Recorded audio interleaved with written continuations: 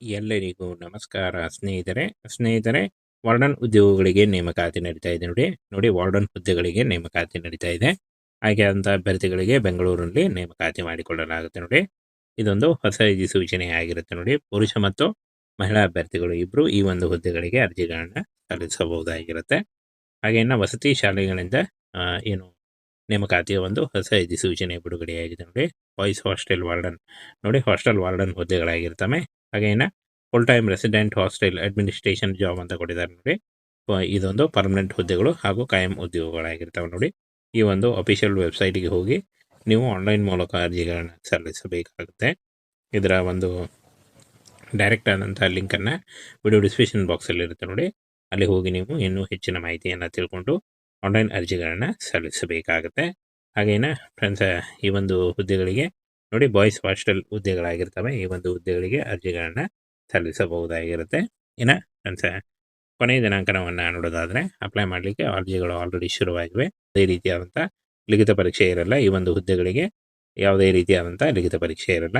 ಕೆಲಸದ ಸ್ಥಳ ನೋಡಿ ಬೆಂಗಳೂರು ಕರ್ನಾಟಕ ಆಗಿರುತ್ತೆ.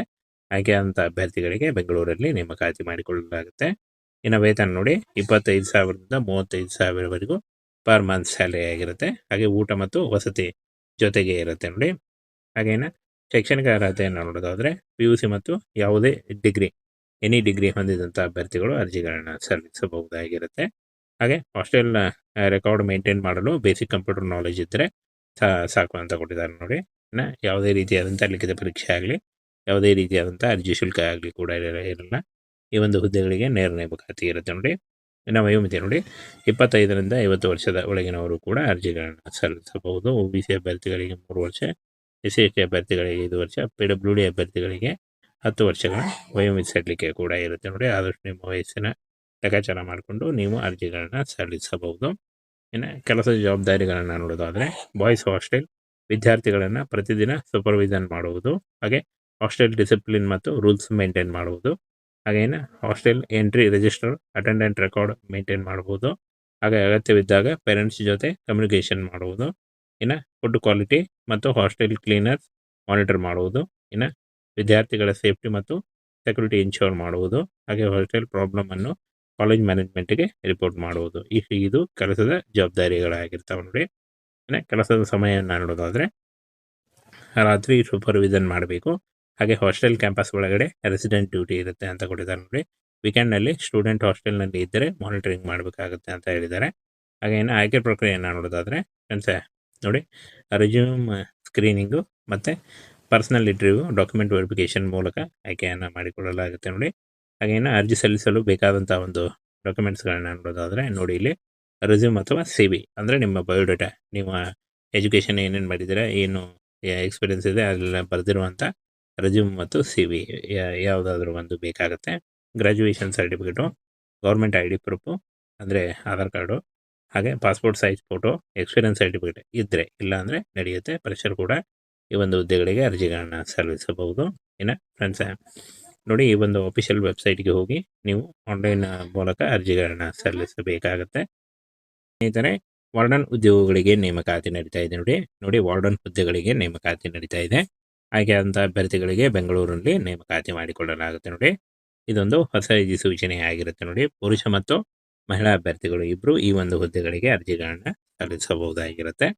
ಹಾಗೆ ಇನ್ನು ವಸತಿ ಶಾಲೆಗಳಿಂದ ಏನು ನೇಮಕಾತಿಯ ಒಂದು ಹೊಸ ಸೂಚನೆ ಬಿಡುಗಡೆಯಾಗಿದೆ ನೋಡಿ. ಬಾಯ್ಸ್ ಹಾಸ್ಟೆಲ್ ವಾರ್ಡನ್ ನೋಡಿ, ಹಾಸ್ಟೆಲ್ ವಾರ್ಡನ್ ಹುದ್ದೆಗಳಾಗಿರ್ತವೆ. ಹಾಗೆ ಇನ್ನು full time resident hostel administration job ಅಂತ ಕೊಟ್ಟಿದ್ದಾರೆ ನೋಡಿ. ಇದೊಂದು ಪರ್ಮನೆಂಟ್ ಹುದ್ದೆಗಳು ಹಾಗೂ ಕಾಯಂ ಉದ್ಯೋಗಗಳಾಗಿರ್ತವೆ ನೋಡಿ.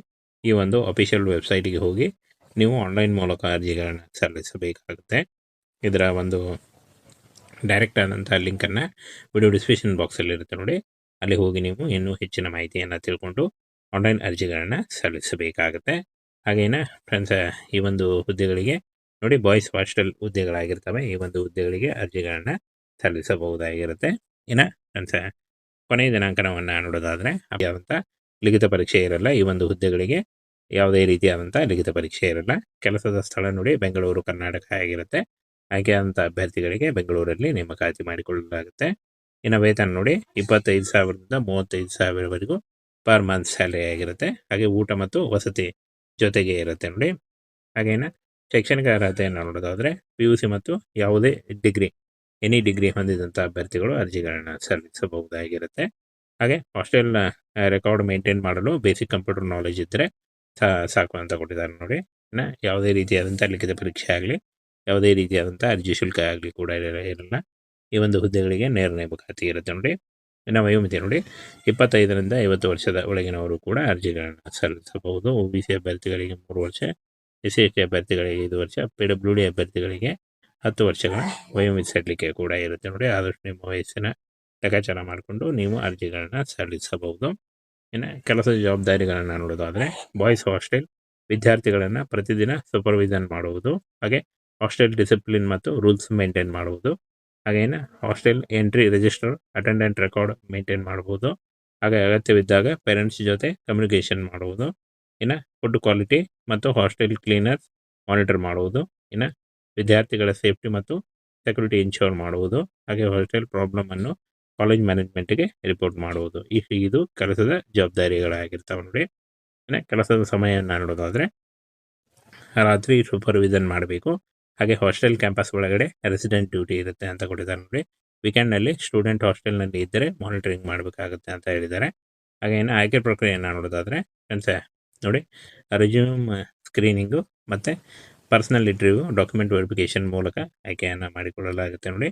ಹಾಗೆ ಇನ್ನು ಅರ್ಜಿ ಸಲ್ಲಿಸಲು ಬೇಕಾದಂಥ ಒಂದು ಡಾಕ್ಯುಮೆಂಟ್ಸ್ಗಳನ್ನ ನೋಡೋದಾದರೆ ನೋಡಿ, ಇಲ್ಲಿ ರೆಸ್ಯೂಮ್ ಅಥವಾ CV ಅಂದರೆ ನಿಮ್ಮ ಬಯೋಡೇಟಾ, ನಿಮ್ಮ ಎಜುಕೇಷನ್ ಏನೇನು ಮಾಡಿದ್ದೀರಾ, ಏನು ಎಕ್ಸ್ಪೀರಿಯೆನ್ಸ್ ಇದೆ ಅದೆಲ್ಲ ಬರೆದಿರುವಂಥ ರೆಸ್ಯೂಮ್ ಮತ್ತು CV ಯಾವುದಾದ್ರೂ ಒಂದು ಬೇಕಾಗುತ್ತೆ.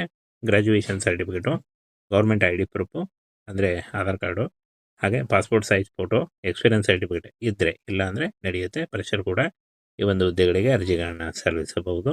ಇನ್ನು ಫ್ರೆಂಡ್ಸ್ ನೋಡಿ, ಈ ಒಂದು ಅಫಿಷಿಯಲ್ ವೆಬ್ಸೈಟ್ಗೆ ಹೋಗಿ ನೀವು ಆನ್ಲೈನ್ ಮೂಲಕ ಅರ್ಜಿಗಳನ್ನು ಸಲ್ಲಿಸಬೇಕಾಗತ್ತೆ.